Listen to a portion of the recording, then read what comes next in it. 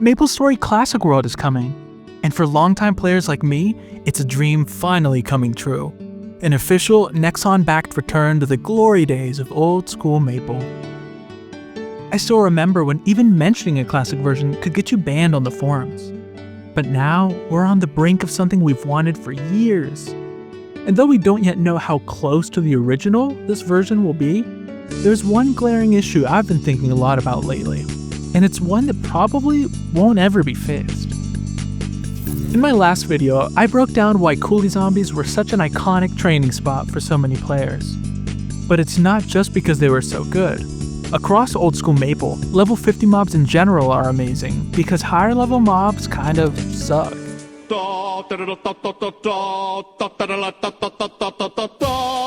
Before I explain why higher level mobs suck, let's talk about money real quick. As you begin your journey in MapleStory, you quickly realize that besides XP, there's one master you'll always serve: the mesos.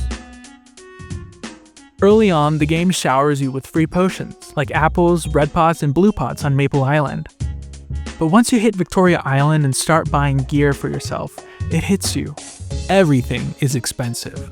And if you want to keep training at a decent pace, you gotta be able to afford a lot of potions. The game sets up a satisfying rhythm.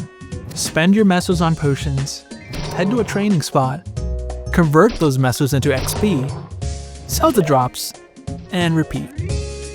Early on, potion use can skyrocket, especially if you're burning MP with every attack. That's why some players hold off on spending SP, waiting to cross MP cost breakpoints. It's also why jobs like archers and rogues sometimes just normal attack instead. The cost to gain ratio starts to improve once you hit second job. You unlock key skills, mastery, mobbing, new mechanics that boost efficiency.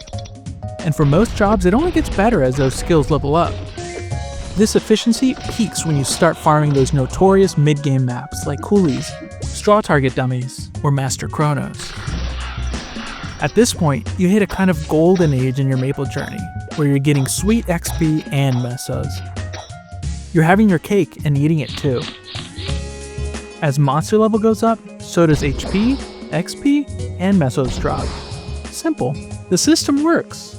Until it doesn't. Because once you start looking at level 60 mobs and beyond, things start to get a little bit weird, especially in the XP department. But let's back this up with some numbers. To calculate how efficient a mob is to train on, we'll use a simple formula. XP cost equals HP divided by XP. The result tells us how much damage you need to deal to earn a single point of XP. The lower the number, the better. Let's walk through some monsters across different level ranges to see how this plays out. Starting with the humble snail, just 8 HP and 3 XP. That's a cost of 2.66, rounded to 3. It doesn't get better than this, but we all have to leave Maple Island eventually. Next up, Orange Mushroom. Level 8, 80 HP, 15 XP. Cost, 5. Still excellent. Wild Boar, level 25, clocks in at 13. The curve is starting to rise. Now, I should mention, cost going up doesn't mean the system is broken. A slowdown in progress is expected in a grindy game like MapleStory. In fact, it's welcome. It adds longevity and replayability. But here's the thing. One part of the grind is the rising XP requirement to level up.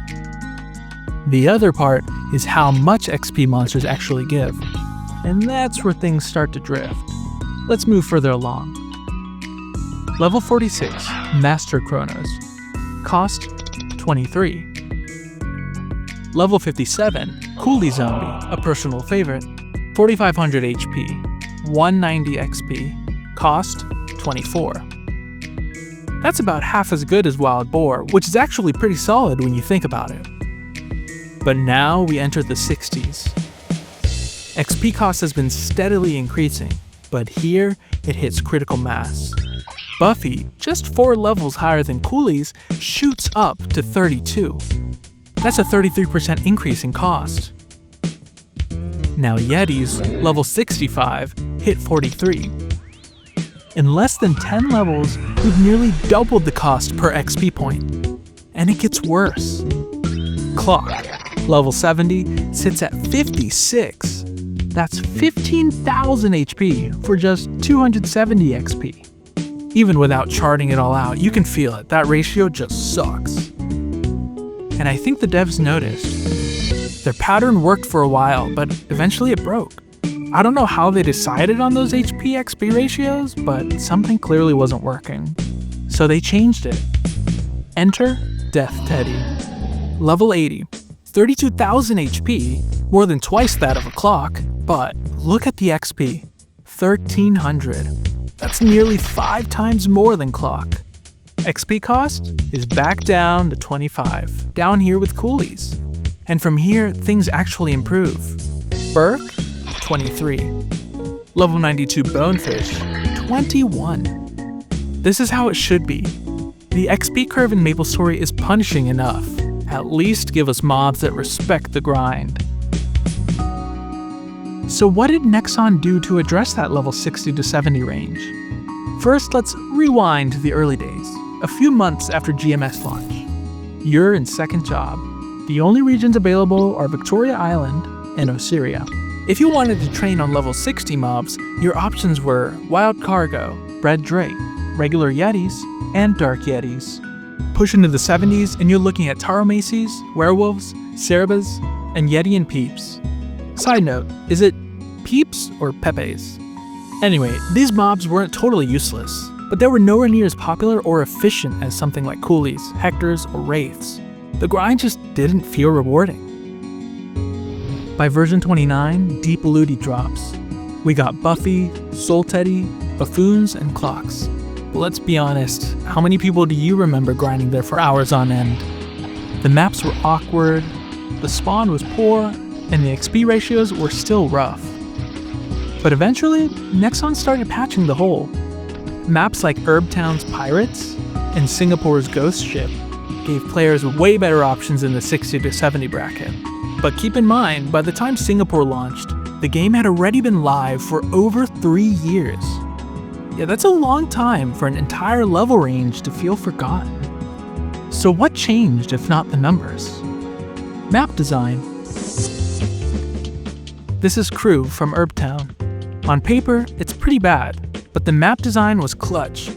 Flat ground, 2 platforms, safe spots for ranged classes, and wide lanes for mobbing. The spawn rate was also insane. Suddenly, even inefficient mobs became viable because the maps themselves were efficient. This was the devs' secret weapon. They didn't overhaul the HP XP ratios at all, but they started designing maps that made the grind feel better. That said, it still didn't fully solve the problem, and we don't know how quickly these maps will be added to Classic World. For all we know, it may not be until years after launch. I've been calling this level bracket a mistake because that's how it feels to me, like a weird oversight. And with Maple Classic World on the horizon, I can't help but wonder, will they fix it? Honestly, I don't think they will. And maybe they shouldn't. If Classic World is meant to be a faithful revival of MapleStory's golden age, with just a few quality of life tweaks, it'd be wrong to mess with the numbers. Players aren't coming back for balance, they're coming back to relive the glory days and train at those iconic spots. Sure, it'd be cool to see Soul Teddy become some OP training spot, but that would chip away at the nostalgia. MapleStory has always been a beautiful mess. Trying to clean up the flaws might just erase what made it special. If you made it this far, thank you for watching. The support on my last 2 Maple videos has been incredible, and it's been a huge motivator to keep diving deeper into this kind of content. I hope this one brought you some nostalgia, insight, or just gave you something chill to listen to. Whether you agree, disagree, or have your own MapleStory memories from this level range, drop them in the comments, I'd love to hear about it. And if you want to see more of my content, hit that subscribe button. I've got plenty more topics lined up and we're just getting started. Thanks for watching. Until next time.